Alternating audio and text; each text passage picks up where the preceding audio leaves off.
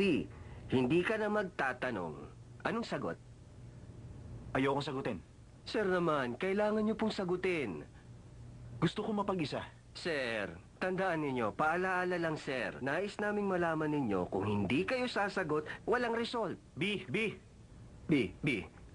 Ang sagot ninyo, gusto mong alamin ngunit natatakot kang malamang mahal mo siya. Sinabi ko bang ulitin mo kung anong sagot ko? Sunod na tanong. Okay. Narito ang tanong. Ano namang tipo ng babae ang maaari ninyong magustuhan? A. Malinis at presentable. Sino naman ang iibig sa babaeng marumi? Nababalik ko na ba? Kung ganun, sir, hindi yun ang inyong magiging kasagutan. At B. Masayahin at hindi masaway. C. Matapang at matigas ang ulo. Ano po ang sagot ninyo? Matapang at matigas ang ulo. Bilisan mo. Anong resulta? Okay.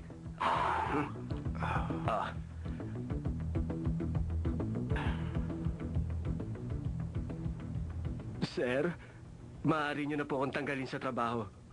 Hindi ko po mabasa. Patingin nga! Sir! Kalokohan. Sir! Ay... Naiinis ako sa katangahan mo, matangista! Naiinis ako sa kayabangan mo! Naiinis ako sa buong pagkatao mo! Ikaw ang klase ng taong kinaiinisan ng lahat! Galit ako sa'yo! Sir, wag ka! Para lang malaman niyo, sir. May mga payo nakasulat sa huling pahina. Ang sinasabi rito, dapat kang magsimula sa iyong sarili. Dapat masayahin at lagi nakangiti. Magsuot ng simple at nababagay na damit para maging cute. Ang pakikipagkaibigan ay makakatulong sa panlipunang pakikisalamuha.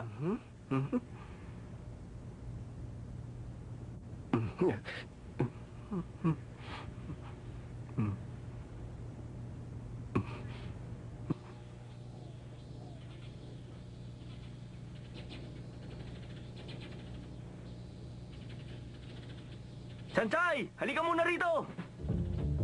Hardworking Virgin! Punta mo na rito! Pwede ba tigilan nyo na ang ganyang biro? O sige, huwag kang magalit. Inom ka muna. Umiinom kayo sa loob ng campus? Bakit? Sa tingin mo ba mga minors pa rin tayo? Anong masama kung uminom ako? Halika, buka.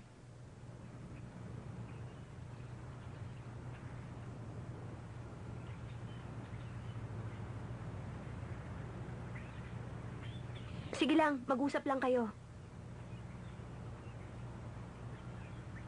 Uy, alam mo sa tingin ko kung anong dahilan? Dahil babalik na si Teng Tanshin. Kaya naman pala kakaiba na yung kinikilos ni Lane itong mga nakaraang araw. Parang laging wala sa sarili. Sandali lang. Ano naman ang tungkol kina Teng Tanshin at Watchelay? Nagkalat ang kanyang posters kahit saan. Ha? Ano naman ngayon? First love ni Lay si Chin. Simula noong kinder pa lamang sila. Lagi naman tahimik yan si Lay. Ang akala nga natin, autistic siya, di ba? Sa palagay niyo, hindi nga ba? Noong mga bata pa kami, tahimik lang siya. Nakaupo lang siya sa isang sulok habang naglalaro kami. Hindi marunong umiti. Pagkatapos, bigla na lang masusuka at tatakbong umiiyak. At syempre, dahil mga bata pa lang kami, hindi namin alam kung anong gagawin. Pero si Shin, 3 taon na ang tanda sa kanya. Alam na niya kung anong gagawin. At simula noon, kapag umiyak si Lay, dadali siya ni Chin kung saan lugar. At pagbalik naman nila, masaya na si Lay. Malaki ang pinagbago ni Lay pagkatapos. Sa palagay namin, malaki ang nagawa ni Chin sa pagbabago ng katauhan ni Lay. Ang sakit ng ulo ko. Hindi ko na ito kaya. Para bang pinupukpok ako ng martilyo. Baka nasa bilangguan na ng mga baliw si Lay. At ngayon nga, naghihintay si Watchelay ng tawag mula kay Chin.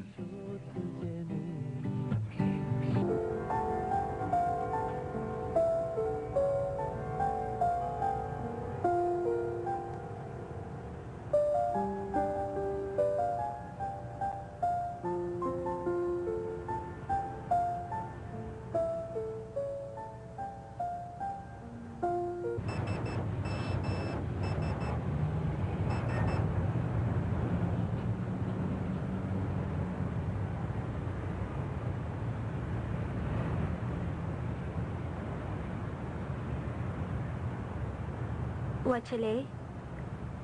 Ano ginagawa mo rito?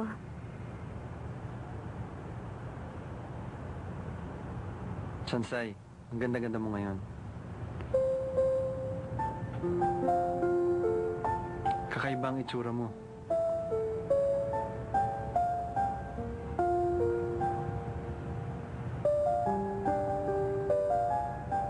Good night.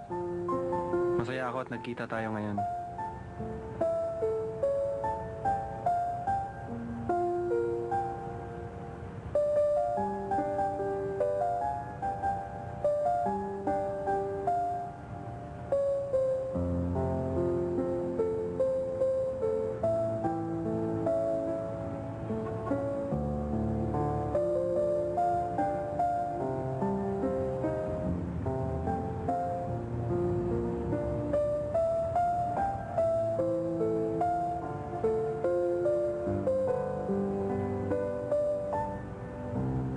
Talaga bang si Wachele yun?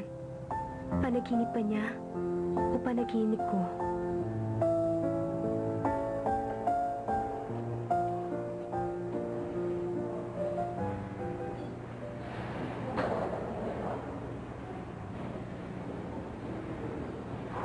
Tingnan mo to, dali!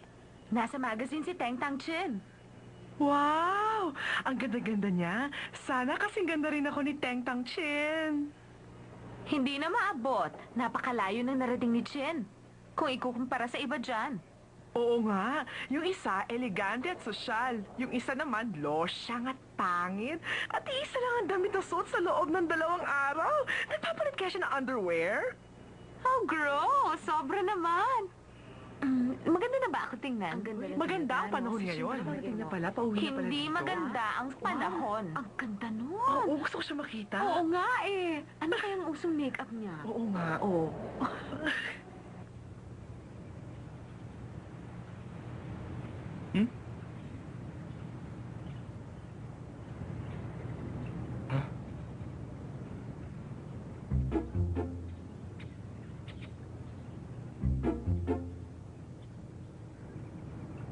O, ano nangyari sa'yo? Saan mo naman nabili yan? Ano sa palagay nyo? Bagay ba sa akin? Lay, ano masasabi mo?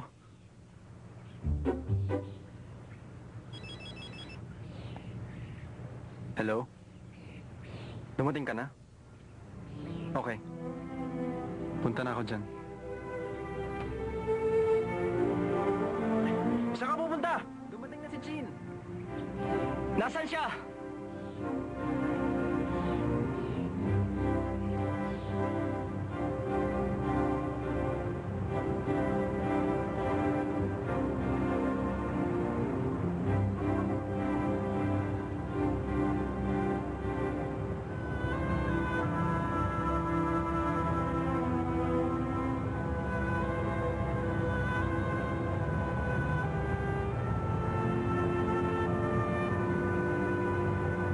Kumusta ka na?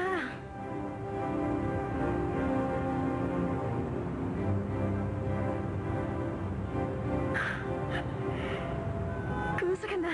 Binatang-binata ka na. Kay tagal ko naghintay.